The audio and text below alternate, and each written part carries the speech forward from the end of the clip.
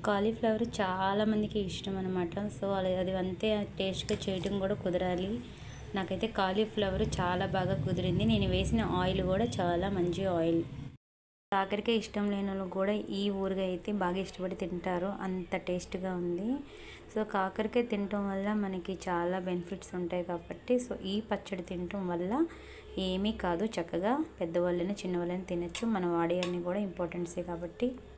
దగ్గర చాలా తొందరగా ఖాళీ అయిపోతున్నాయి అని అంటే, ఒకటి గోంగూర, రెండోది వెల్లుల్లిపాయ, మూడోది కాకరకాయ అనమాట.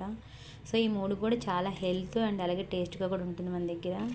సో, అందుకనే ఎక్కువ ఇయే ఆర్డర్ ఇచ్చుకుంటున్నారు. ఇప్పుడు కూడా చూడండి చాలా చక్కగా కుదిరింది నాకైతే.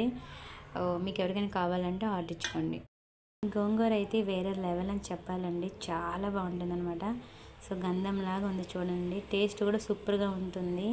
అండ్ అసలు ఎక్కడ కూడా తగ్గేదేలే అన్నట్టు ఇస్తుందన్నమాట. ఈ ఈ గోంగూర పచ్చడి టేస్ట్ అయితే ట్రై చేయండి. ఒకసారి ట్రై చేస్తే నా మాటల కంటే కూడా ఒకసారి మీరు ట్రై చేస్తే ఇంకా మీకు అర్థమవుతుంది.